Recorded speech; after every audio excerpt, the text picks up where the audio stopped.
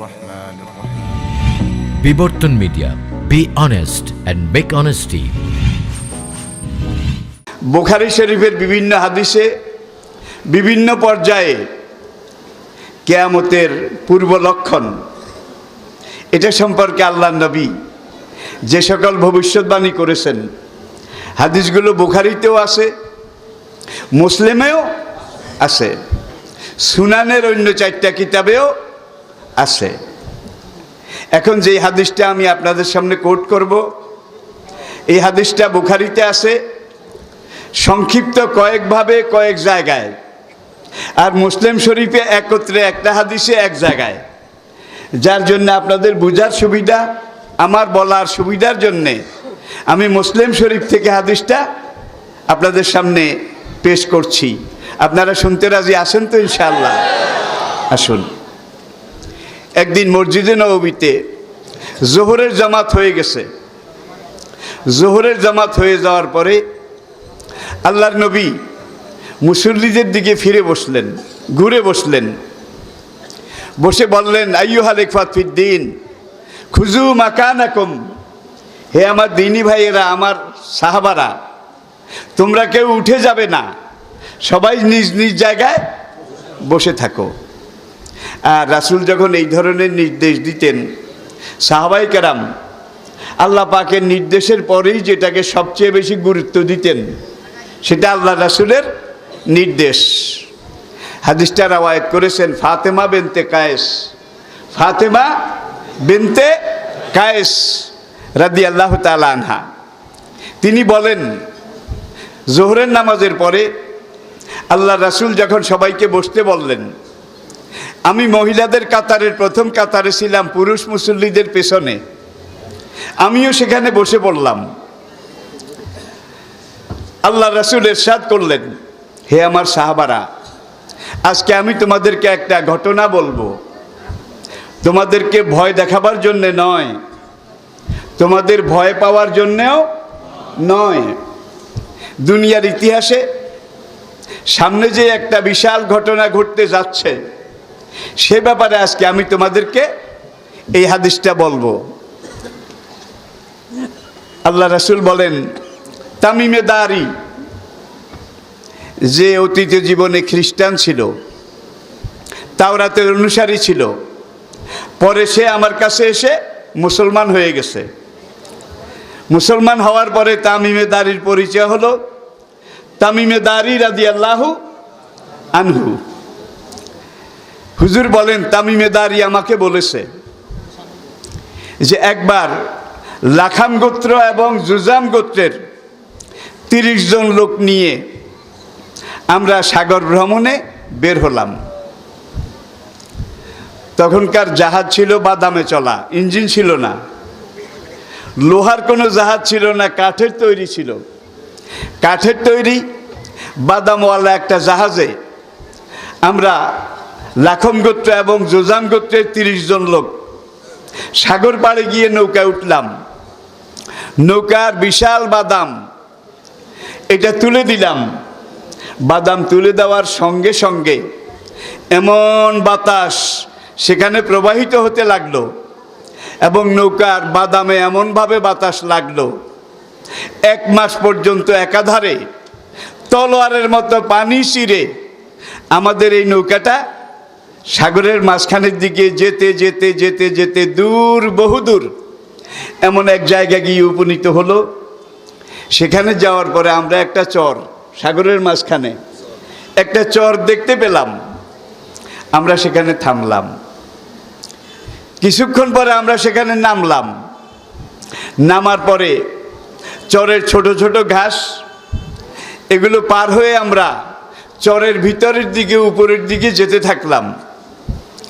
যেতে যেতে ভিতরে এক জায়গায় দেখলাম একটা জন্তু, তার চেহারাটা মানুষের মতো, পায়ের থাবাগুলো শিম্পাঞ্জি গরিলার মতো, গায়ের পশমগুলো ভাল্লুকের মতো, বিদঘুটে কিম্ভূত কিমাকার।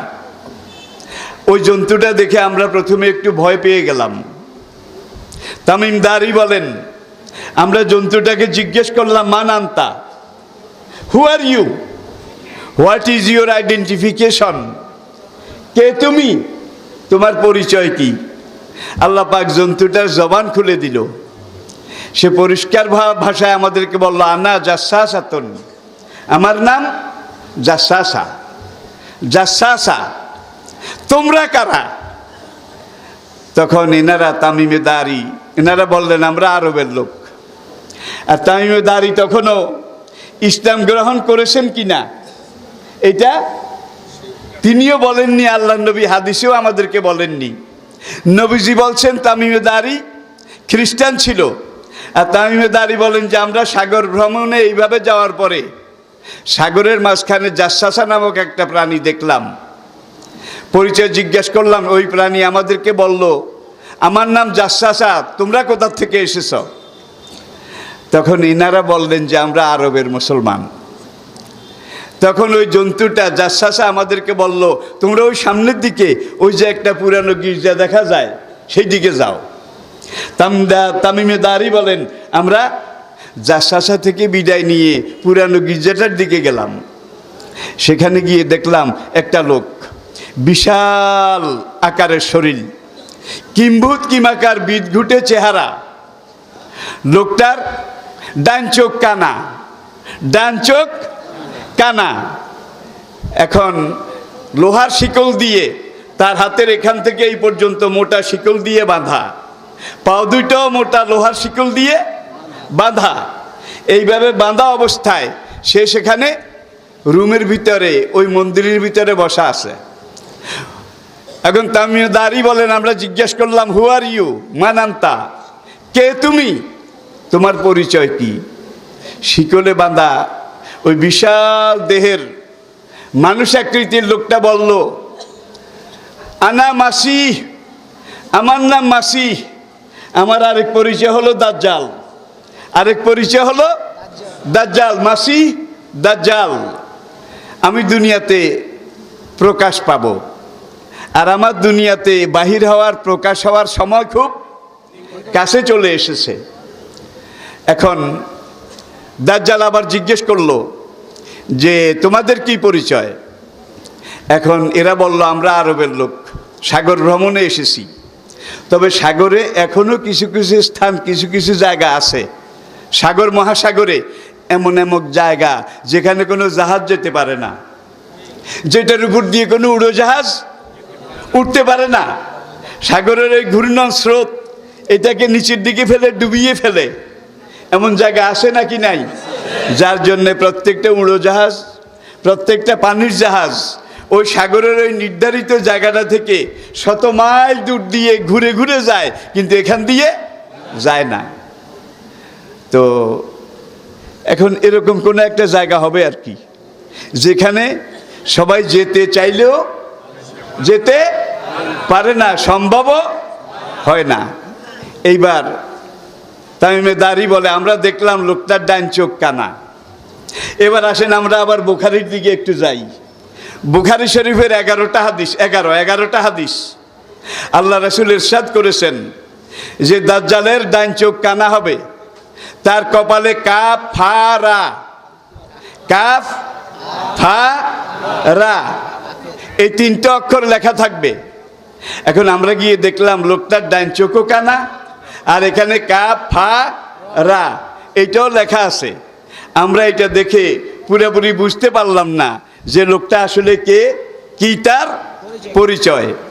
কিছুক্ষণ পরে আল্লাহ নবী বলেন যে দাজ্জাল আসবে, সে দুনিয়াতে এসে খোদাই দাবি করবে, মানুষদেরকে বলবে তোমরা আমাকে যদি খোদা বলে স্বীকার করো, দেখো আমি বৃষ্টি বর্ষাইতে পারি, তোমরা যা চাও তা দিতে পারি, আমার এক হাতে বেহেশত আর এক হাতে দোজখ, তোমরা যারা আমাকে খোদা বলে মানবে তাদেরকে আমি বেহেশতে দেব, আর যারা আমাকে মানবে না তাদেরকে জাহান্নামে ফেলে দেব।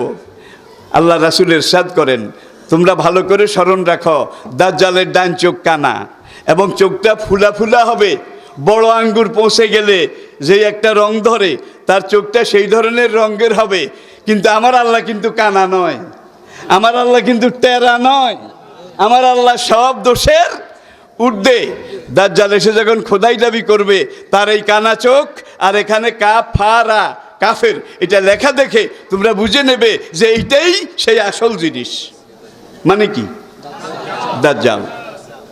এখন দাজ্জাল বলল যে তোমরা যখন আরবের লোক, তোমাদেরকে আমি 3টা প্রশ্ন করব। বাইশানের খেজুর বাগান, 1 নম্বর বাইশানের খেজুর বাগান, সেখানে আজকাল খেজুর কেমন ফলে, কেমন খেজুরের আবাদ হয়। তখন এই তামিমে দাঁড়ি এনারা বললেন যে আগের মতো খেজুর এখন আর হয় না, 2-4টা গাছ আছে তাও অপুষ্ট, আদামরা গাছ। খেজুর যেগুলো হয় এগুলো অপুষ্ট, খুব কম খেজুর হয়, খুব কম গাছ সেখানে এখন আছে। যেভাবে এটা বিলীন হয়ে যাচ্ছে অল্প দিনের ভিতরে সেখানে খেজুরের কোনো নাম নিশানা হয়তো থাকবে না। দাজ্জাল বলল আমি যখন দুনিয়াতে যখন আমি দুনিয়াতে যাব তখন বাইশানের খেজুর বাগানে খেজুর বলতে আর কিছুই থাকবে না। অথচ এই বাগানটা এত খেজুর ফলে যে সিরিয়ার দক্ষিণ পূর্ব দিকে যে একটা জায়গা বাইশান, যেখান থেকে ঈসা আলাইহিস সালাম আসমানে আল্লাহ উঠাই নিয়েছিলেন, এত খেজুর সেখানে হতো। পুরা মধ্যপ্রাচ্য বাইশানের এই বাগানের খেজুর তারা খেত, পুরা দুনিয়াতে খেজুর আমদানি হতো। এখন এত খেজুর কমে গেছে, দিন দিন কমতেছে। আর দাজ্জাল বলেছে আমি যখন যাব বাইশানের বাগানে খেজুর থাকবে না। 1। দাজ্জালের দ্বিতীয় প্রশ্ন, এই 30 জন লোকের কাছে যে তাবরিয়া উপসাগর বর্তমানে কোন অবস্থায় আছে, তাবরিয়া উপসাগরে কি পানি আছে, সেই পানি দিয়ে মানুষ কি চাষাবাদ করে? তামিমে দাঁড়ি এনারা বললেন যে হ্যাঁ পানি এখনো আছে, তবে আগের চাইতে পানি অনেক কমে গেছে। দাজ্জাল বলল আমি যখন পৃথিবীতে যাব তখন তাবরিয়া উপসাগরে পানি থাকবে না। আর বর্তমান পর্যটক লেভেলে যেই খোঁজ খবর দুনিয়ার সামনে এসেছে আমরা পাচ্ছি, আপনারা গুগল সার্চ করে দেখেন, সেই গুগল সার্চ করলে, আরে ভাই বেঈমানরা গুগল আবিষ্কার করেছে, আর এই গুগল সার্চ করে দেখে দেখে প্রতিদিন পুরো দুনিয়াতে 6000 মানুষ প্রতিদিন ইসলাম গ্রহণ করতেছে। এখন গুগলের সর্বশেষ যেই খবর সেটা হলো তাবরিয়া উপসাগর, এখানের পানি ফিলিস্তিন খেত, সিরিয়ার লোকেরা খেত, দামেস্কের লোকেরা খেত, তারপরে গাজার লোকেরা খেত। আর ইসরায়েল জবরদখল করে তাবরিয়া উপসাগরটা এমনভাবে দখল করেছে সিরিয়ার লোকদেরকেও পানি দেয় না, তারপরে ফিলিস্তিনের লোকদেরকেও দেয় না, কোনো মানুষকে দেয় না। তারা মোটা মোটা পাইপ লাগিয়ে, ওই আমাদের ফেনী নদীর মতো আর কি, মোটা মোটা পাইপ লাগিয়ে সারাদিন পানি টেনে নিয়ে যায়। বিকেলবেলা যেই সামান্য পানি থাকে এইটাকে পাইপ দিয়ে টেনে মরুভূমিতে নিয়ে ফেলে দেয়, কিন্তু ফিলিস্তিনি মুসলমান সিরিয়ার মুসলমানদেরকে পানি খেতে দেয় না। তাহলে বেঈমানের ধর্ম সারা দুনিয়াতে একরকম, ঠিক কিনা? একরকম। এরপরে দাজ্জাল জিজ্ঞাসা করে জোগাড়ের কূপে পানি আছে কিনা, জোগাড়ের কূপ। লূত আলাইহিস সালাম যখন নিনুয়া থেকে আল্লাহর নির্দেশে হিজরত করলেন, হিজরত করে তিনি ট্রান্সজর্ডানের দিকে আসলেন। ট্রান্সজর্ডান। লূত আলাইহিস সালামের সাথে 2টা মেয়ে ছিল। বড় মেয়েটার নাম ছিল রাবাহ, ছোট মেয়েটার নাম ছিল জোগার। হিজরত করে ট্রান্সজর্ডান যাওয়ার পরে ছোট মেয়ে জোগার সেখানে মারা গেল। মারা যাওয়ার পরে ডেড সি, মৃত সাগরের পাড়ে একটা কুয়ার কাছে লূত আলাইহিস সালাম মেয়ে জোগারকে দাফন করলেন। আর যেই কুয়ার কাছে দাফন করেছেন, এই জোগারকে দাফন করার পর থেকে ওই কুয়াটার নাম হয়েছে জোগারের কূপ। জোগারের কূপ। আর বড় মেয়েটার নাম ছিল রাবাহ। সেই জোগারের প্রায় 2.5 যুগ পরে মারা গিয়েছিল। তাকে ট্রান্সজর্ডানের পূর্ব দিকে মৃত সাগরের পাড়ে দাফন করা হয়েছে। রাবার কবর যেখানে, সেখানে একটা পানির কুয়া আছে, সেই কুয়াটার নাম হলো রাবার কূপ। রাবার কূপ। এখন দাজ্জাল জোগাড়ের কূপ সম্পর্কে জিজ্ঞেস করেছে যে জোগাড়ের কূপে পানি আছে কিনা, সেই কূপের পানি দিয়ে মানুষ চাষাবাদ করে কিনা। তামিমদারি এনারা বললেন হ্যাঁ পানি আছে এবং সেই পানি দিয়ে মানুষ চাষাবাদ করে। দাজ্জাল বলল আমি যখন দুনিয়াতে যাব তখন জোগাড়ের কূপে পানি থাকবে না। বর্তমান সর্বশেষ খবর যেটা, বাইশানের খেজুর বাগানে খেজুর প্রায় শেষ, তাবরিয়া উপসাগরে পানি নাই বললেই চলে। যা ছিল ইহুদিরা ইসরায়েলিরা খেয়ে ফেলেছে, নিয়ে যাচ্ছে। আর জোগাড়ের কূপ এমনভাবে তলানিতে গিয়ে ঠেকেছে, সারাদিন বালতি ঘুরালেও এক বালতি পানি সেখানে পাওয়া যায় না। এটা হলো বর্তমান পর্যটক যারা গেছে তাদের খবর। আর গুগল সার্চ করলে আপনারা পাবেন যে তাবরিয়া উপসাগরের কি খবর। আর তাবরিয়া উপসাগরের পাড়ে 7টা শহর আছে। এই 7টা শহরের মধ্যে একটা শহর হলো গাজা, আরেকটা শহর ফিলিস্তিন, আরেকটা সিরিয়ার গৌতা গাইন ওয়াও তোয়াও গৌতাতন, যেটা ইমাম মাহাদি আর ঈসা আলাইহিস সালামের জেনারেল হেডকোয়ার্টার হবে। ওখান থেকেই পুরো দুনিয়ায় জেহাদ তারা চালিয়ে যাবেন। আর এনসাইক্লোপিডিয়া ব্রিটানিকাতে এই সাগরটার নাম হলো সি অফ গ্যালিলি। তাওরাত কেতাবে হিব্রু ভাষায় এই তাবরিয়া উপসাগরের নাম হলো ইয়াম কিন্নতি। এখানে সি লেক অফ তাবরিজ আরেকটা শহর আছে। আর এই তাবরিজের সাথে আরেকটা ঘটনা এটা রয়েছে, ইমাম আর মহাকবি যিনি মসনবী শরীফ রচনা করেছেন, মসনবী শরীফ আল্লামা জালালউদ্দিন রুমি, তিনি সিরিয়ার জামে মসজিদে প্রথম তাবিঈন তাদের কাছে কোরআন শিখেছেন, হাদিস শিখেছেন, বিরাট আলেম হয়েছেন। একদিকে বড় আলেম, আরেকদিকে বড় শায়ের কবি। তার বাড়ির সামনে মাদ্রাসা ছিল, বড় একটা কুতুবখানা ইসলামী পাঠাগার ছিল। পাঠাগারে বসে বসে আল্লামা জালালউদ্দিন রুমি রহমতুল্লাহ আলাই তিনি একদিন কবিতা লিখতেছেন। এমন সময় একটা লোক, একেবারে উস্কো খুস্কো চুল, এলোমেলো দাড়ি, ময়লা টয়লা জামা, মাথার পাগড়িটা ছিঁড়া টিড়া, এই লোকটা এসে পাঠাগারে ঢুকলো। আল্লামা জালালউদ্দিন রুমি রহমতুল্লাহ আলাই তিনি লোকটার দিকে আপাদমস্তক তাকালেন। বেশি জুইতের মনে হলো না আর কি। এখন লোকটা শুধু কিতাবের দিকে থরে হাদিস কোরআন বড় বড় কিতাব চতুর্দিকে সাজানো। এখন এই কিমাটার লোকটা এই কিতাবের দিকে চেয়ে মাওলানা জালালউদ্দিন রুমিকে জিজ্ঞেস করে, ই হামা চিস্ত এগুলা, এত কিতাব এগুলা কি? জালালউদ্দিন রুমি রহমতুল্লাহ আলাই লোকটাকে দেখে আগে থেকেই তো একটু বিরক্ত। তিনি বিরক্তি মাখিয়ে বললেন, ইহামা চিস্ত তু নামিদানি। আদার ব্যাপারী জাহাজের খবর নিয়ে কি লাভ? এগুলা কি তুমি জানো না, বুঝবেও না, তোমার বুঝার দরকারও নাই। জালালউদ্দিন রুমি যখন এই কথা বললেন, পুরা কুতুবখানার মধ্যে আগুন ধরে গেল, দাউ দাউ করে সব জ্বলতে লাগলো।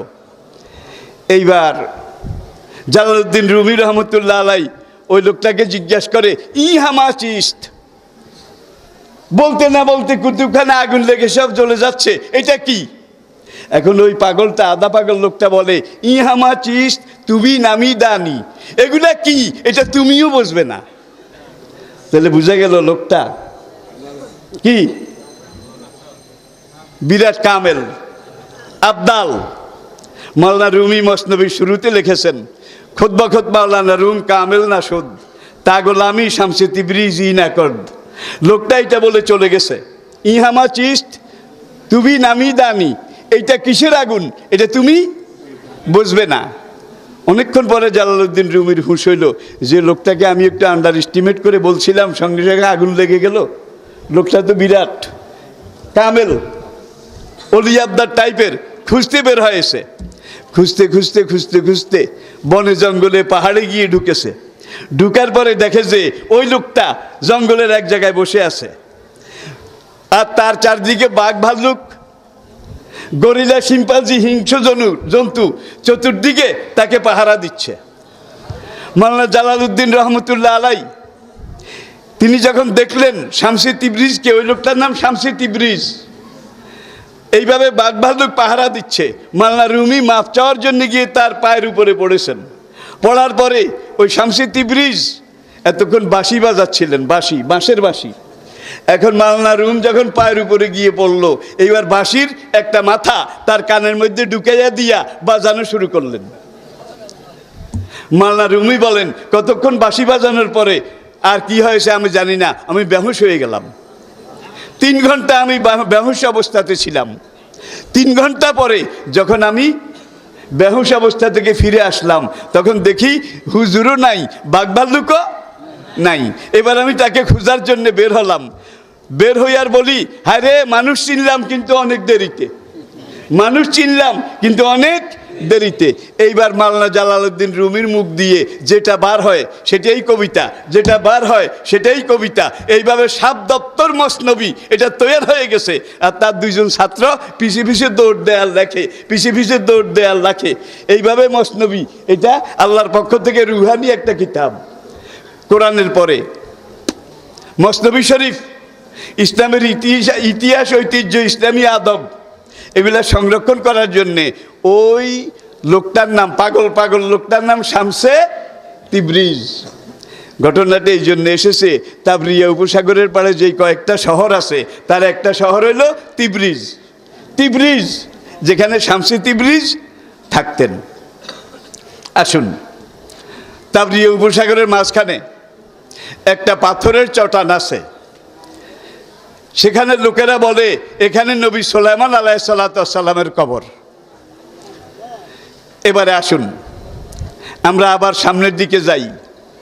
তাবরিয়া উপসাগর, এটাতে পানি থাকবে না। বাইশানের খেজুর বাগান, এখানে খেজুর থাকবে না। জোগাড়ের কূপে পানি থাকবে না। তাহলে বোঝা গেল যে বাইশানের খেজুর বাগান সেটাও প্রায় শেষ, তাবরিয়া উপসাগরের পানি সেটাও প্রায় শেষ, জোগাড়ের কূপ সেটাও প্রায় শেষ। আর দাজ্জাল বলেছে আমি যখন যাব, তখন দুনিয়ায় যাব, তখন এই 3টা ঘটনা 3টা জায়গার এই অবস্থা হবে। এরপরে দাজ্জাল বলছে আমি 40 দিন পুরো দুনিয়ায় থাকবো এবং ভ্রমণ করব। দুনিয়ার এমন কোনো দেশ, এমন কোনো শহর নেই যেখানে আমি যাব না। কিন্তু মক্কা মদিনা এই 2টা শহরে আমাকে ঢুকতে দেওয়া হবে না। ফেরেশতারা তলোয়ার নিয়ে আমাকে সেখান থেকে হটাই দেবে, আমাকে সেখান থেকে তাড়িয়ে দেবে। মক্কা আর মদিনায় আমি ঢুকতে পারবো না। আমি যখন পৃথিবীতে যাব, আল্লাহ রাসূল বলেন দাজ্জাল যখন পৃথিবীতে আসবে, দাজ্জাল 40 দিন পৃথিবীতে থাকবে। কতদিন? 40 দিন। প্রথম দিনটা হবে 1 বছরের সমান, দ্বিতীয় দিনটা হবে 1 মাসের সমান, তৃতীয় দিনটা হবে 1 সপ্তাহের সমান। তারপরের দিনগুলো এই স্বাভাবিক দিনের মতো হবে। কিলা ইয়া রাসূলুল্লাহ, এক সাহাবী দাঁড়িয়ে আরজ করলেন, ইয়া রাসূলুল্লাহ, একটা দিন যদি 1 বছরের সময় হয়, আমরা 5 ওয়াক্ত নামাজ কিভাবে পড়ব? সাংঘাতিক কথা কিন্তু, সাংঘাতিক কথা কিন্তু। আমরা 5 ওয়াক্ত নামাজের ওয়াক্ত কিভাবে খুঁজে বের করব? আল্লাহ নবী বললেন তোমরা মনের একটা হিসাব নিয়ে যে এতক্ষণ থেকে এতক্ষণ, এই সময় থেকে এই সময়, যে সময়টা গেছে বোধহয় ফজর থেকে জোহরের সময় হয়ে গেছে, এখন আসল সময় গিয়ে না পড়লেও এইভাবে তোমরা নামাজ আদায় করলে আল্লাহ তোমাদের নামাজ কবুল করে নেবেন। সুবহানাল্লাহ। এইবার আল্লাহ রাসূল আবার বলেন হাজা তয়্যিবাতুন, হাজা তয়্যিবাতুন, হাজা তয়্যিবাতুন। এটা হলো মদিনায় তয়্যিবা। দাজ্জাল প্রথমে মসজিদে হারাম, বাইতুল্লাহ, মক্কা শহরে ঢুকার চেষ্টা করবে। পূর্ব দিক থেকে আস্তে আস্তে আস্তে আস্তে সে যখন রাবেক চেকপোস্ট, বর্তমান যেখানে ওই মক্কা গেট কোরআন শরীফের রেল শ্বেতপাথরের তৈরি, সেখানে লেখা আছে ফরবিডেড ফর দ্য নন মুসলিমস, মামনু লেগাইরিল মুসলিমিন, অমুসলিমদের প্রবেশ নিষেধ। এখানে যখন দাজ্জাল আসবে তার লোকজন নিয়ে, তখন ফেরেশতারা তলোয়ার দিয়ে তাদেরকে সেখান থেকে দাজ্জালকে হাঁকায় তাড়ায় দেবে। তাড়ায় দেওয়ার পরে দাজ্জাল এবার উত্তর দিকে রওনা করবে। মক্কা থেকে মদিনা কিন্তু সোজা উত্তর দিকে। উত্তর দিকে যেতে যেতে উহুদ পাহাড়ের পিছনে একটা ঢালু জায়গা হবে, ঢালু জায়গা, নিচু জায়গা। সেই জায়গা দিয়ে দাজ্জাল মদিনায় পিছনের দরজা দিয়ে ঢুকার চেষ্টা করবে। একদল ফেরেশতা সেখানে তলোয়ার নিয়ে যখন দাজ্জালকে ধাওয়া করবে, ধাওয়া করার পরে সে পূর্ব দিকে আর দক্ষিণ পূর্ব দিকে এমনভাবে লোকজন নিয়ে দৌড় দেবে, দৌড় দেওয়ার পরে ফেরেশতারা জিনের পাহাড় পর্যন্ত দাজ্জালকে তাড়িয়ে নিয়ে যাবে। দাজ্জাল এখান থেকে যখন ফিলিস্তিনের দিকে যাবে, জেরুজালেমের দিকে যাবে, এর আগে কিন্তু দাজ্জাল বহু রকমের ফিতনা সৃষ্টি করবে। হুজুর আরেকটা হাদিসে, এই হাদিসটা বুখারী এবং মুসলিমে একই রাবির রাওয়ায়েতে, সেটা হলো আদম আলাইহিস সালাম থেকে কিয়ামত পর্যন্ত, আদম থেকে কিয়ামত পর্যন্ত জমিনের উপরে আসমানের নিচে যত ফিতনা হবে, দাজ্জালের ফিতনা সবচেয়ে বড় ফিতনা হবে। এর চাইতে বড় ফিতনা আর কিছু হবে না। হুজুর ইরশাদ করলেন, ফিলিস্তিনে একটা ছেলে জন্মগ্রহণ করবে, ফিলিস্তিন। এই ছেলেটা হবে দাজ্জালের সর্বশেষ শিকার। এই ছেলেটাকে দাজ্জাল দুই পাও ধরে এইভাবে ছিঁড়ে ফেলবে। ছিঁড়ে ফেলার পরে দাজ্জাল সেই ছেলেটাকে আবার একত্র করে জিন্দা করবে। জিন্দা করার পরে দাজ্জাল জিজ্ঞাসা করবে, তোমাকে তো দুই টুকরা করে ফেলেছিলাম, আমি আবার তোমাকে জিন্দা করেছি, এইবার তুমি আমাকে আল্লাহ বলে স্বীকার করো। তখন এই ছেলেটা বলবে, তুমি যে মাসিহের দাজ্জাল, মিথ্যা দাজ্জাল, আমার এই ঈমানটা এবার আরো মজবুত হয়ে গেছে, তাই তুমি আমাকে খোদা বলে স্বীকার করো, তাহলে তোমাকে এই বেহেশতে দেবই, নকল বেহেশত। আর আমি যদি এই মুহূর্তে তোমার বাবা এবং মা মৃত, এই দুইজনকে কবর থেকে ডেকে উঠায় আনতে পারি, তাহলে তুমি আমাকে খোদা বলে স্বীকার করবে তো? যুবক কোনো জবাব দিল না। এইবার দাজ্জাল মায়ের নাম ধরে ডাক দেবে, যুবকের বাবার নাম ধরে ডাক দেবে। দুইটা শয়তান, একটা মায়ের ছবি আর একটা বাবার ছবি নিয়ে ছেলেটার সামনে হাজির হয়ে যাবে। হাজির হওয়ার পরে দাজ্জাল বলবে, এ তোমার বাবা আর এই তোমার মা। আর এই বাবা মা দুইজন মিলে বলে যে, এই দাজ্জালকে, হে আমাদের ছেলে, খোদা বলে স্বীকার করে নাও, তাহলে তোমার দুনিয়াও সুখের হবে, পরকালও সুখের হবে। ছেলে তখন বলল, তোমরা আমার বাবাও নয়, মাও নয়, তোমরা যে দাজ্জালের তৈরি শয়তান, এই ঈমান আমার এখন আরো মজবুত হয়ে গেছে, আরো শক্ত হয়ে গেছে। এইবার দাজ্জাল তার লোকদেরকে নিয়ে ওই ছেলেটাকে কতল করার জন্যে, শহীদ করার জন্যে তার বুকের কাছে গিয়ে তার গলায় যখন তলোয়ার চালাবে, আল্লাহর হুকুমে তার গলাটা এই হলকুম থেকে শুরু করে কণ্ঠনালী পর্যন্ত আল্লাহ তামায় পরিণত করে দেবে, তামায় পরিণত করে দেবে। দাজ্জাল যত চেষ্টা করবে ওই যুবকটাকে জবাই করতে পারবে না। 2004 সালে ফিলিস্তিনের গাজা নগরীতে একটা ছেলে জন্মগ্রহণ করেছে। 2004 সালে একজন বৃদ্ধা বুড়ি, সে তার মেয়েকে নিয়ে রাস্তার পাশে এসে দাঁড়িয়েছে। আর গাজা ফিলিস্তিনের সবচেয়ে বড় শায়েখ, সবচেয়ে বড় আলেম ঈসা বাদওয়ান, তিনি গাড়ি নিয়ে বের হয়েছেন। এমন সময় বুড়ি বলে, কে তুমি? তোমাকে চিনি না, আমার এই মেয়েটার প্রসব ব্যথা শুরু হয়েছে, খুব খুশি হতাম, দোয়া করতাম আমি মা এবং মেয়ে দুইজনকে যদি হাসপাতালে পৌঁছাই দিতে। ঈসা বাদওয়ান, তিনি এখনো জীবিত আছেন, পড়েন আলহামদুলিল্লাহ। ফিলিস্তিন জেরুজালেমের সবচেয়ে বড় মুফতি আজম, তিনি নিজে ওই মা মেয়ে তাদেরকে গাড়িতে তুলে হাসপাতালে নিয়ে গেলেন। সেখানে নামিয়ে দিয়ে মা মেয়ে হাসপাতালে গেল, আর ঈসা বাদওয়ান গাড়ি নিয়ে সেখানে 1 ঘন্টা অপেক্ষা করলেন। এইবার ওই বুড়ি আর তার মেয়ে নাতি কোলে করে, নাতি যেটা হাসপাতালে প্রসব হয়েছে, এটাকে কোলে করে যখন এসে গাড়িতে উঠলো, উঠার পরে ঈসা বাদওয়ান আবার নিজে গাড়ি চালিয়ে ওই বুড়ি এবং মেয়ের বাড়িতে পৌঁছায় দেওয়ার পরে বাচ্চাকে যখন সেখানে শোয়াইলো, 3.5 ঘন্টা আগে জন্মগ্রহণ করেছে এই বাচ্চা এখন বলল, আসসালামু আলাইকুম ওয়া রাহমাতুল্লাহ। আল্লাহু আকবার, আল্লাহু আকবার, আল্লাহু আকবার। এরপরে ওই বাচ্চাটা বলে দাজ্জাল আসা একেবারে খুব নিকটবর্তী, কাছাকাছি। এই দাজ্জালের সর্বশেষ যাকে হত্যা করবে সেই শহীদ হব আমি নিজে। এইবার দাজ্জাল যখন তাকে জবাই করতে পারবে না, মধ্যপ্রাচ্যের সব ইমাম শায়েখ, সব মুফতি মুহাদ্দিস, সৌদি আরবের, জর্ডানের, ফিলিস্তিনের, ভারতের এবং দুনিয়ার বিভিন্ন দেশের বড় বড় আলেম ওলামা, ইসলামিক স্কলার, তারা বলেন ফিলিস্তিনের সেই ছেলেরা 2004-এ জন্মগ্রহণ করেছে, তাইলে এখন তার বয়স 15 বছর। কত? এখন 15 বছর। ঈসা বাদওয়ান বলেন 30 বছরে মানুষ পুরা যৌবনে পৌঁছে, 30 বছরে। এখন এই ছেলেটাকে আর জন্মের পরেই কথা বলল। আর ঈসা আলাইহিস সালাম কিন্তু জন্মের পরেই কথা বলেছিলেন, এই যে আপনারা জানেন। মা মরিয়ম যখন ঈসাকে কোলে করে ওই খেজুর বাগান থেকে যখন ফিরে আসলেন, এখন সমাজের লোকেরা বলে হতচ্ছাড়ি পোড়া কপালি কলঙ্কিনী, তোর বাবাও ভালো মানুষ ছিল, তোর মাও ভালো মানুষ ছিল, তুই কত বড় খেয়ানত করলি, তোর তো এখনো বিয়ে হয় নাই, ছেলে পেলি কোথায়? মরিয়ম মুখে কোনো কথা বলে না।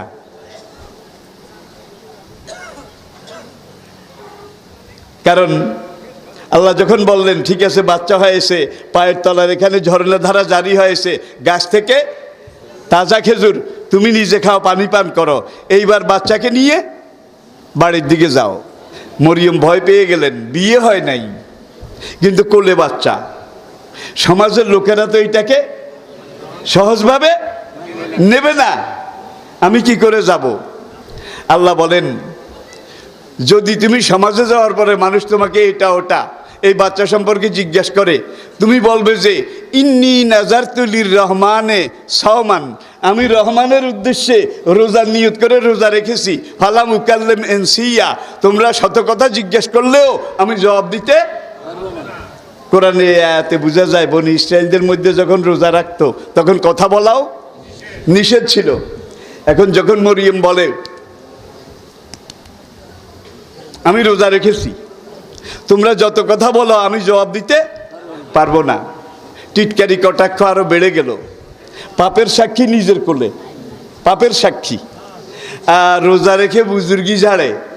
মরিয়মকে আরো যখন গালমন্দ করা শুরু করলো লোকেরা, এই দিক থেকে ওই দিক থেকে কটাক্ষ, তখন মাত্র 1.5 ঘন্টা আগে যেই বাচ্চা জন্মগ্রহণ করেছে সে ধমক দিয়ে বলে, হে আমার কওম খামুশ, হে আমার দেশবাসী মুখ সামলিয়ে কথা বলো। আমার মা বিশ্বাসঘাতকী নয়, আমার মা কলঙ্কিনী নয়, আমার মা খেয়ানতকারীও নয়। ইন্নী ঈসা ইবনে মারিয়াম, আমি এই মারিয়ামের গর্ভে আল্লাহর হুকুমে বিনা বাপে জন্মগ্রহণ করেছি। আল্লাহু আকবার। দাজ্জাল আসার পরে ঈসা আলাইহিস সালাম আসবেন, এটা তো কোরআনের কথা, এটা তো হাদিসের কথা, আমরা সবাই জানি। এই কথাগুলো তাওরাতেও আছে, জাবুরেও আছে, ইঞ্জিলেও আছে। এত বিকৃতির পরেও এখনো সেখানে এমন কিছু কথা পাওয়া যায় যেগুলো কোরআনের কথা আর আল্লাহ নবীর হাদিসের কথার সাথে মিলে যায়, যার জন্য আজকে ইহুদি খ্রিস্টান পণ্ডিতেরাও বলে যে দুনিয়ার সময় শেষ, দুনিয়ার সময় শেষ। এবারে আসুন, দাজ্জালকে তাড়া করে যখন মক্কা গেট এখান থেকে ফেরেশতারা তাড়া করবে, এই সময় ইমাম মাহদী আলাইহিস সালাতু ওয়াস সালাম তিনি মদিনার দিক থেকে এসে দাজ্জালের পিছু ধাওয়া করবেন। দাজ্জালের পিছু ধাওয়া করে যখন তাড়ানো শুরু করবেন, দাজ্জাল তার রুট জর্ডানের দিকের গতি পরিবর্তন করে ডান দিক দিয়ে আরব সাগরের কিনার হয়ে হয়ে সামনে গিয়ে সে ইসরায়েলে গিয়ে ঢুকবে।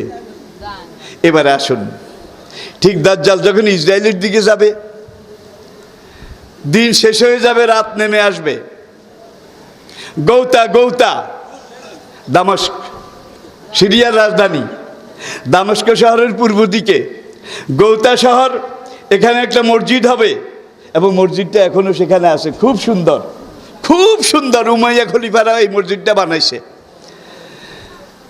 এই মসজিদের উপরে সাদা একটা গম্বুজ আছে, বিরাট এত বড় গম্বুজ মধ্যপ্রাচ্যের কোনো মসজিদে নাই। ফজরের নামাজের সময় হয়ে যাবে, আজান হবে, আজানের পরে মসজিদ মুসল্লিতে ভরে যাবে, আর এই মুসল্লিরা সব কিন্তু ইমাম মাহাদির অনুসারী। এইবার ইমাম মাহাদিকে আবার এক টান দিই নাকি, তা নাইলে আমরা ঈসা আলাইহিস সালামকে বুঝতে পারবো না। এক দেশ ওই পক্ষে, আরেক দেশ ওই পক্ষে। যুদ্ধের ওয়ারফিল্ড, যুদ্ধের ময়দানটা হবে মুসলমানদের এলাকা। আমেরিকায় কোনো যুদ্ধ নাই, ব্রিটেনে আছে, ফ্রান্সে আছে, জার্মানিতে আছে, ইটালিতে আছে। যত যুদ্ধ কোথায়? সব মুসলমানদের দেশে, ঠিক কিনা বলেন? এখন ইসরায়েল কাউকে সমর্থন করে, আমেরিকা আবার কাউকে সমর্থন করে, রাশিয়া কাউকে সমর্থন করে, জার্মান চায়না কাউকে সমর্থন করে। এইভাবে হতে হতে হতে হতে এমন এক পর্যায়ে আসবে, ইমাম মাহদী আলাইহিস সালাম এসে কাবা শরীফের পূর্ব পাশে হাজরে আসওয়াদ এবং মাকামে মাহমুদের মাঝখানে তিনি কাবাগত তওয়াফ করা অবস্থায় মানুষ তাকে দেখে চিনতে পারবে। হুজুর ইরশাদ করেছেন, তোমাদের আখিরি ইমাম, শেষ ইমাম মাহাদি, সে আমার বংশ থেকে হবে, তার নাম আমার নাম হবে, তার বাবার নাম আমার বাবার নাম হবে, তার নাম হবে আহমদ ইবনে আব্দুল্লাহ। আহমদ ইবনে আব্দুল্লাহ। হুজুরের আরেক নাম কি? আহমদ। বাবার নাম কি? আব্দুল্লাহ। আহমদ ইবনে আব্দুল্লাহ। ইমাম মাহাদির এই নাম হবে। ইমাম মাহাদি যখন সেখানে যাবেন, লোকেরা এই কাবাগত তওয়াফরত অবস্থায় ইমাম মাহাদিকে দেখে চিনে ফেলবেন। চিনে ফেলার পরে কাবা তওয়াফকারী মুসলমানরা বলবে, বায়ে না, বায়ে না, আপনি আমাদেরকে বায়াত করান, বায়াত করান। ইমাম মাহাদি রাগত কণ্ঠে বলবেন, তোমরা অনেক রক্ত ঝরিয়েছ, বেঈমানের সহযোগিতা পরামর্শ নিয়ে মুসলমানের গলা কেটেছ। কাটতেছি কিনা? মুসলমান সিরিয়াতে এই পর্যন্ত কত লক্ষ লক্ষ, ইয়ামানে লক্ষ লক্ষ, ফিলিস্তিনে লক্ষ লক্ষ শহীদ হয়ে গেছে, ইরাকে, আফগানিস্তানে, ঠিক কিনা বলেন? সবগুলার পিছনে কিন্তু হয় ইহুদি, নয় খ্রিস্টান, নয় কমিউনিস্ট, নয় নাস্তিক, ঠিক কিনা বলেন? এরপরে আসেন ইমাম মাহাদি আসার আগে দুনিয়াতে বাতিলের শক্তি বেড়ে যাবে। হকপন্থী যারা, তাদেরকে নির্যাতন করতে করতে করতে করতে একেবারে কোণঠাসা করে ফেলবে। হয় নাই বোধ হয়? হয় নাই বোধ হয়? বাতিলের শক্তি বেশি হবে, বেঈমানরা মুসলমানদেরকে মারবে, আর মুসলমান নামধারী একদল মুনাফেক বেঈমানদের কথা মতো মুসলমান ভাইদের কল্লা কাটবে। কাটতেছে না বোধ হয়? কাটতেছে না বোধ হয়? জোরে কর, জোরে কর। কাটতেছে। তাহলে হুজুর হাদিসে যা বলেছেন, হুজুর 70টা লক্ষণের কথা বলেছেন ইমাম মাহাদি আসার আগে। 70টার মধ্যে 65টা কিন্তু হয়ে গেছে। 70টার মধ্যে 65টা হয়ে গেছে, বাকি আছে কয়টা? 5টা। এখন গৌতার সেই জামে মসজিদ, দামেস্কের সেই কেন্দ্রীয় জামে মসজিদ, সেখানে মুসল্লিরা ফজরের নামাজের জন্য কাতারবন্দি হবেন, একামত হয়ে যাবে। ইমাম মাহাদি ইমামের আসনে যাবেন। একামত শেষ হওয়ার পরে এখনো তাকবীর শুরু হয়নি। ফাইয়ানজালু ঈসা ইবনে মারিয়াম আলা মসজিদে দেমাস্ক। এই সময় মরিয়মের পুত্র ঈসা আলাইহিস সালাম দামেস্কের ওই সাদা গম্বুজের উপরে অবতরণ করবেন। বুখারীর অনেকগুলো হাদিস। আর এই হাদিস রাওয়ায়েতে 26 জন সাহাবা এই হাদিসগুলো রাওয়ায়াত করেছেন। ওই আকুলু সোল্লাতুন। সিঁড়ির উপরে এসে ঈসা আলাইহিস সালাম বলবেন, সিঁড়ি আনো। দেখছেন কারবার? এইবারটা 4র্থ আসমান থেকে বিনা সিঁড়িতে মসজিদের ছাদের উপরে নামছে। ছাদের উপরে নামার পরে এইবার চিল্লায়, সিঁড়ি আনো। আর এর উপরে যে দূর নামছে, সিঁড়ি লাগে নাই। মুফাসসিরিনে কেরাম, ইমাম ইবনে হাজার আসকালানী রহমতুল্লাহ আলাই, আল্লামা শেখ আহমদ কাস্তালানী রহমতুল্লাহ আলাই, আল্লামা বদরুদ্দিন আইনি রহমতুল্লাহ আলাই, আল্লামা মহিউদ্দিন নবী রহমতুল্লাহ আলাই, মোল্লা আলী কারি রহমতুল্লাহ আলাই, হাদিসের এনারা সবচেয়ে বড় ইমাম, সবচেয়ে বড় ব্যাখ্যাকার। তারা বলেছেন যে 4র্থ আসমান থেকে মসজিদের ছাদ পর্যন্ত এটা ছিল কুন ফায়াকুনের ব্যবস্থা। কুন ফায়াকুন, সেখানে সিঁড়ি টিড়ি লাগে না। আর এই মসজিদের ছাদে নামায় দেওয়ার পরে এইবার দুনিয়ার ব্যবস্থা শুরু হয়ে গেছে, যার জন্য সিঁড়ির দরকার হয়েছে। আর দুনিয়া দ্বারা ইকতেসাবিন ও মেহানিন, লোকেরা নিয়ে সিঁড়ি দেবে, তিনি নেমে আসবেন। তার গায়ে একটা চাদর হবে ধূসর রঙের, ধূসর ব্লু কালার। আর পরনে একটা চাদর হবে মাটিয়া রঙের। এই দুইটা পোশাক, মাথার বাবড়ি চুল থেকে টপ টপ করে পানি পড়তে থাকবে। মনে হবে যেন এইমাত্র তিনি গোসলখানা থেকে গোসল করে বের হয়েছেন। তিনি মসজিদে ঢুকে মুসল্লির কাতারে দাঁড়াবেন। মুসল্লিদের কেউ কেউ তাকে দেখে চিনে ফেলবে যে হাজা ঈসা ইবনে মারইয়াম, ইনি মারিয়ামের পুত্র ঈসা আলাইহিস সালাম। এই কথা শুনে ইমাম মাহাদি ইমামের জায়গা থেকে পিছনে এসে ওই বাবড়ি চুলওয়ালা ঈসা আলাইহিস সালামকে বললেন, ফাদ্দাল ইয়া উস্তাদি ফাদ্দাল, আসেন আসেন ইমামতি করেন। তখন ঈসা আলাইহিস সালাম বলবেন, না, মুসল্লিরা আপনাকে ইমাম বানিয়ে একামত বলেছে, সুতরাং আপনি ইমামতি করুন, আমি আপনার পিছনে ইক্তাদাই তো বেহাজাল ইমাম, আপনার পিছনে নিয়ত করে আমি ইক্তেদা করে নামাজ পড়ব। হুজুর বলেন, এটা আমার উম্মতের জন্য আল্লাহ পাকের সর্বশেষ মেহেরবানি, সর্বশেষ নেয়ামত, একজন নবী। আর ইমাম মাহাদি নবী নয়, একজন ওলি, একজন ইমাম। মাহাদি হবেন ইমামুল মুত্তাকিন, আর ঈসা আলাইহিস সালাম হবেন খলিফাতুল মুসলিমিন। ইমামুল মুত্তাকিন, খলিফাতুল মুসলিমিন। এখানে ঈসা আলাইহিস সালাম প্রথম ফজরের নামাজ আদায় করবেন। আদায় করার পরে এইবার ঈসা আলাইহিস সালাম ফজরের পরে লোকজন নিয়ে বের হবেন। এর আগে একটা ব্যাকগ্রাউন্ড, ঈসা আলাইহিস সালাম হাতে কাবার পূর্ব বসে বয়াত করবে প্রথম 313 জন। কত? 313 জন। বুখারী মুসলিমের হাদিস, 313 জন। বর্তমান দুনিয়াতে মুসলমানের সংখ্যা প্রায় 150 কোটি। 150 কোটি মুসলমানের এই দুনিয়ায় ইমাম মাহাদির হাতে বয়াত করবে 313 জন। বদরে কতজন ছিল? কত? আর বদরের যুদ্ধটা ছিল আগামী দিনে বিশ্ববিজয়ের প্রবেশদ্বার। আর ইমাম মাহাদির হাতে সেই বদরের সমসংখ্যক 313 জন। এটা দিয়ে আল্লাহ দেখাই দিয়েছে এই বদরের 313 জন যেরকম পুরা বিশ্বে ইসলাম কায়েম করেছে, এইবার ইমাম মাহাদির হাতে 313 জন তো বয়াত করে বলবে যে এটা দ্বিতীয় বদর। পুরা দুনিয়া ঈসা আলাইহিস সালামের এই তলোয়ার, ঈসা আলাইহিস সালামের এই পতাকার নিচে জমা হয়ে দাজ্জালের বিরুদ্ধে যুদ্ধ করবে। দাজ্জাল যখন মদিনার গেট থেকে তাড়া খেয়ে জর্ডানের উপকণ্ঠ দিয়ে যখন সিরিয়ার দিকে যাওয়ার চেষ্টা করবে, তখন ঈসা আলাইহিস সালাম খবর পাবেন যে দাজ্জাল এই পথে আসতেছে। ঈসা আলাইহিস সালাম, ইমাম মাহাদি দুইজন মিলে আর হাজার হাজার মুসলমান মিলে সামনের দিকে এসে দাজ্জালকে ধাওয়া করবে। দাজ্জাল ইসরায়েলে গিয়ে ঢুকবে। ইসরায়েলের রাজধানী তেলাবিব রাজধানী তেলাবিব থেকে 40 মাইল 60 কিলোমিটার উত্তর পূর্ব দিকে একটা শহর হবে, নতুন শহর। এই শহরটার নাম হবে লুদ। বুখারীতে লামদালপেশ লুদ। আর গুগলে এইটা LOOD। আপনারা গুগল দেখেন। আর এই গুগল দেখে আপনি যদি জানতে চান তাফসির, এটাকে সার্চ করেন তাফসির, দেখবেন যে এই তাবিনের জামানা থেকে আজ পর্যন্ত দুনিয়ার ইতিহাসে উল্লেখযোগ্য যত তাফসির আছে সবগুলোর নাম চলে আসবে। গুগলে হাদিস এটা সার্চ করেন, দেখবেন যে বুখারী থেকে শুরু করে এই পর্যন্ত যত হাজার হাজার হাদিসের সরাত আসলি ব্যাখ্যা সব চলে আসবে। সুতরাং আমি আপনাদেরকে দেখাই দিচ্ছি, আমি নিজে ভালো করে পারি না। কোরিয়া যাওয়ার পরে সেখানে লোকেরা হাসে, হুজুর বুড়া মানুষ, এখন ওই বড় মোবাইল ব্যবহার করতে জানে না। আমার মোবাইল বাটাম বুঝছেন তো? কিন্তু গুগল আমার ছেলেরা পারে, নাতিনরাও পারে, কিন্তু আমি এখনো ওদেরকে নিয়ে বলি যে তোমরা একটু লুড সার্চ দাও। লুড লুড সার্চ দেওয়ার পরে দেখলাম যে একটা নতুন শহর ইসরায়েল তৈরি করেছে। সেই শহরটার নাম তারা রেখেছে লুদ। আর বুখারীর হাদিসে যে ঈসা আলাইহিস সালাম দাজ্জালকে কতল করবেন বেবাবে লুদ্দিন, এক হাদিসে লুদ শহরের গেইটে, আরেকটা হাদিসে বেমকানে লুদ নামক স্থানে। সেখানে তারা শ্বেত পাথরের একটা গেট তৈরি করেছে মহামূল্যবান।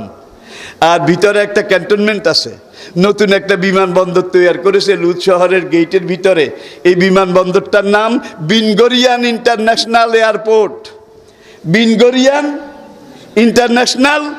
এয়ারপোর্ট।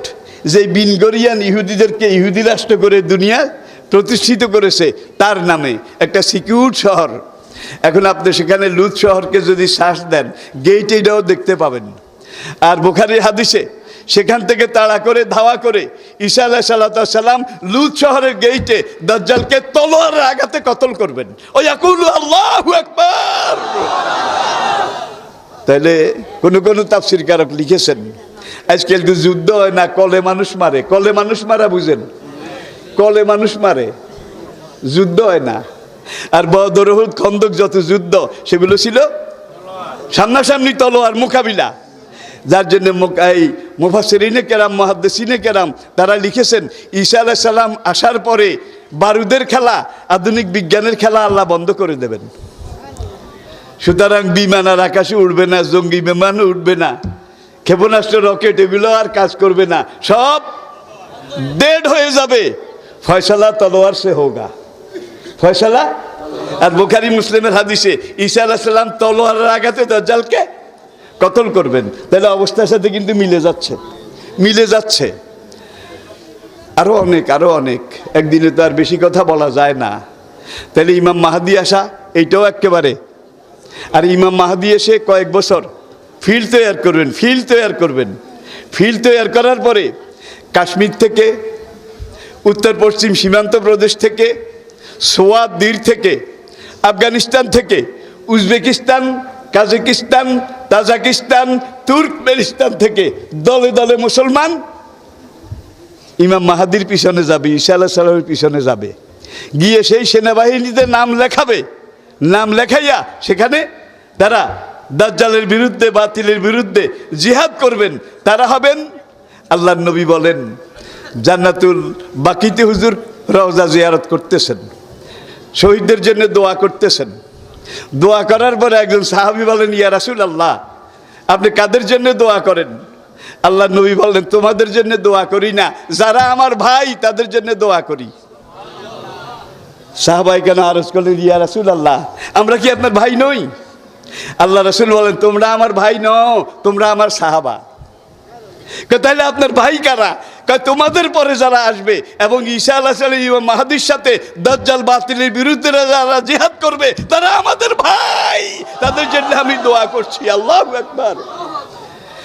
আরেক সাহাবী জিজ্ঞেস করলেন, ইয়া রাসূলুল্লাহ, আমরা তো বদরে জীবন দিলাম, উহুদে দিলাম, খন্দকে দিলাম, হুনাইনে তবুকে দিলাম, হ্যাঁ, আর আমাদের জমানাটাকে আপনি বলেছেন শ্রেষ্ঠ যুগ, খায়রাল কারনি, শ্রেষ্ঠ যুগ। কিন্তু যারা আপনাকে দেখবে না, সাহাবাদেরকে দেখবে না, তাবিনদেরকে দেখবে না, ফিতনার জমানায় দুনিয়াতে আসবে, হাসরের ময়দানে তাদের সাথে আপনার সম্পর্ক কেমন হবে? আল্লাহ রাসূলের চোখ দিয়ে টপ টপ করে পানি পড়তে লাগলো। আবু জেহেল আমাকে দেখেছে, উতবা, ওলীদ, রবিয়া, মাগিরা আমাকে দেখেছে, ঈমান নসিব হয় নাই। 1000-1500 বছর পরে আমাকে না দেখে, সাহাবাদেরকে না দেখে, তাবিনদেরকে না দেখে, আমার কথা বিশ্বাস করে, আমার হাদিস বিশ্বাস করে, কোরআন বিশ্বাস করে 1000-1500 বছর পরে যারা ঈমান আনবে, হাসরের ময়দানে তোমাদের দিকে যদি আমি একবার তাকাই, তাদের দিকে 10 বার তাকাবো, তাদের সাথে আমার এই ধরনের সম্পর্ক হবে। আর জান্নাতুল বাকির এখানে আল্লাহর নবী বলেন যে তোমরা আমার সাহাবা। আর 1500 বছর পরে যারা ইসলাম গ্রহণ করবে, আল্লাহর কোরআন, আমি নবীকে অনুগত করবে, তারা সাহাবা নয়, তারা আমার ভাই, তাদের সাথে আমার দ্বীনি রক্তের সম্পর্কের চাইতেও গভীর একটা সম্পর্ক হবে।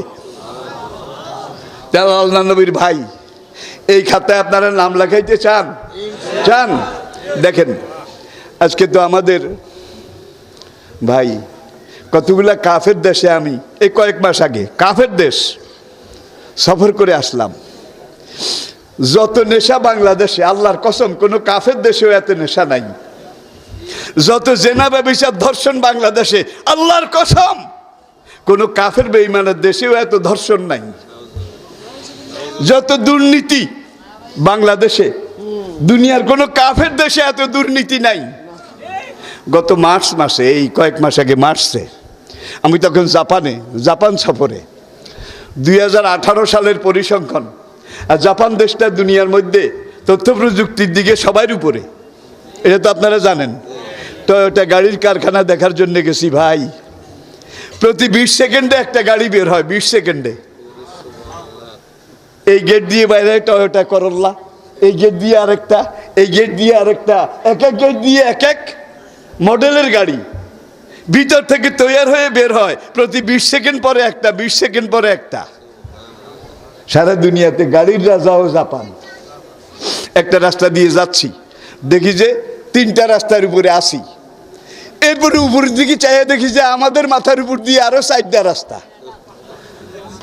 দেখছেন, সেই জাপানে 2018 সনে 1 বছরে একটা চুরির ঘটনাও হয় নাই। সর্বশেষ একটা আধা সরকারি অফিসে একটা চুরির ঘটনা ধরা পড়ছে। 1 বছরের মধ্যে একটা চুরির ঘটনা, তাও দক্ষিণ ভারতের কেরালার একটা চোর চুরি করেছে, কোনো জাপানি করে নাই। দেখছেন কারবার।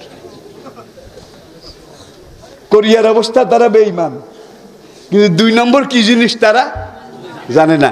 আজকের পেপারে দেখলাম দক্ষিণাঞ্চলে সাগরের পাড়ে পাড়ে কোস্ট গার্ডের জন্য কিছু কেন্দ্র, ছোট ছোট কেন্দ্র, পাহারা কেন্দ্র তৈরি করবে। সেখানে স্পিড বোট লাগবে। একটা স্পিড বোটের দাম জাপানি সর্বশেষ লেটেল মডেল 50 লক্ষ টাকা একটা স্পিড বোটের দাম। আর সেই স্পিড বোটের দাম আমাদের সরকারি হিসাবে এসেছে 50 কোটি টাকা। কোথায় 50 লাখ, কোথায় 50 কোটি? এই হলো আমাদের অবস্থা। আমাদের রাষ্ট্রপতিও বলেছেন সরকার উন্নয়নের যত কিছু করে চুরির কারণে। প্রধানমন্ত্রী এই কথা বলেছেন, যত কিছু উন্নয়নের জন্য করা হচ্ছে চুরির কারণে। কোনো উন্নয়ন দেশ আগাতে পারছে না। এত চোর, ডাইনে চোর, বামে চোর, সামনে চোর, পিছনে চোর। ঠিক কিনা বলেন, ঠিক কিনা বলেন? আল্লাহর কসম, সবাই বলে দেশ আমারে কি দিছে, দেশ আমারে কি দিছে। একজনেও বলে না আমি দেশের কি দিছি, একটাও বলে না। এত নেশা দুনিয়ার কোথাও নাই, এত চুরি ডাকাতি বদমাশি দুনিয়ার কোথাও নাই। ঢাকা ইউনিভার্সিটি, যেটাকে বলা হয় প্রাচ্যের অক্সফোর্ড, প্রাচ্যের অক্সফোর্ড, গত 10 বছর পর্যন্ত দুনিয়ার 1000 শ্রেষ্ঠ বিশ্ববিদ্যালয় এগুলার নামের তালিকায় ঢাকা ইউনিভার্সিটি নাই। কারণ এখানে ছাত্ররা স্যারে কি ডাক দিছে, স্যারেরা এইভাবে ধরাধরি করিনি, পুকুরে মিনি। কথা ঠিক নেই, জোরে কর, ঠিক নেই, জোরে কর। আল্লাহু আকবার। তাহলে আমরা কোথায় গিয়ে উপনীত হয়েছি? এই অবস্থা বেশি দিন চলবে না। হয় আমাদেরকে ঠিক পথে আসতে হবে, না হয় ধ্বংস হতে হবে। এখন আমরা কি ধ্বংস হতে চাই? তাহলে আমাদের ঠিক পথে আসতে হবে। আর এত আইন অমান্য বাংলাদেশের মতো আল্লাহর দোহাই দুনিয়ার কোনো দেশে নাই। সেই সিঙ্গাপুরে, কোরিয়ায়, জাপানে রাস্তা দিয়ে মানুষ চলছে, গাড়ি চলছে, সামনে লাল বাতি জ্বলে গেছে, যে যেখানে সে সেখানে মূর্তির মতো দাঁড়িয়ে আছে, একটা মানুষও লড়ে না। আবার লাল বাতি গিয়ে সবুজ বাতি, সবাই। আর বাংলাদেশে কিসের লাল বাতি আর কিসের কি? যে যেখান দিয়ে যেমনে পারে, এখান দিয়ে ওভারব্রিজ, এখান দিয়ে আন্ডারপাস, লেখা আছে ওভারব্রিজ দিয়ে রাস্তা পার হন, কিন্তু কেউ ওভারব্রিজেও উঠে না, আন্ডারপাসেও নামে না। গাড়ি ঘোড়া চলছে, এখান দিয়ে রাস্তা পার হয়। যেই দিকে একবার তাকানো দরকার সেই দিকে একবারও তাকায় না, যেই দিকে তাকানোর দরকার নাই সেই দিকে 3 বার তাকায়। এই দেশের মানুষ হইতে আরো 200 বছর লাগবে। আপনারা বোধহয় আমার উপরে রাগ করেছেন। যেই কোনো সরকার আসুক, এই দেশ, এই জাতি, এদেরকে আইন মানানো কত যে কঠিন হবে, কত যে কঠিন হবে। কারণ আইন অমান্যের। এরপরে দেখুন বাড্ডা, ওখানে এক মহিলা তার মেয়েকে স্কুলে ভর্তি করতে গেছে, হোলাসোর কই মহিলারে, চতুর্দিক থেকে কেউ ভিডিও উঠায়, কেউ মোবাইলে রেকর্ড করে, কিন্তু কেউ মহিলারে বাঁচানোর চেষ্টা করে না। একবার লন্ডনের রাস্তায় আমি রাস্তা ক্রস করব, সেখানে ওভারব্রিজটির কাছে নাই, সামনের দিকে একটু যোগ দিছি আর কি, দেখি যে একটা গাড়ি আসতেছে, আবার আমি থেমে গেলাম, গাড়িটা আসলো, আমার পিছনে নিয়ে গাড়ি থামাইয়া লোকটা নেমে আসলো। আমি ডরাইছি, আমি যে যোগ দিছি, বোধহয় এই লোকটা গাড়ি থামাইয়া আমার জানি কি কয়। সে আমার সামনে এসে হাসে আর বলে থ্যাংক ইউ ভেরি মাচ। এদের এই বুড়ি আঙ্গুল হলো থ্যাংক ইউ, আর আমাদের বুড়ি আঙ্গুল হলো আমারে সইয়া দেখাইছ সইয়া, ঠিক কিনা বলেন? Thank you very much. রাস্তা দিয়ে আপনি হাঁটছেন, হঠাৎ আপনি থেমে গিয়ে এইভাবে চাইছেন, এই দিক থেকে একজন, এই দিক থেকে একজন, তিন দিক থেকে তিনজন।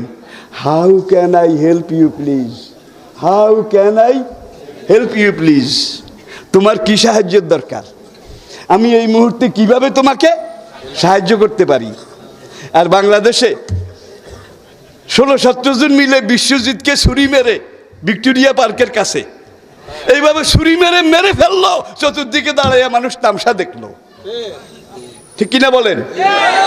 এত স্বার্থপর মানুষও আল্লাহর দোহাই দুনিয়ার কোনো দেশে নাই। আমিও তো এই দেশের মানুষ। বলেন যে আপনি এই দেশে কোন আপনার গাছ লাগে না? গাছ তো লাগে, করবোটা কি? আল্লাহ আমাদেরকে বুঝ দান করুন, হেদায়েত দান করুন, আল্লাহ আমাদেরকে বুঝার তৌফিক দান করুন।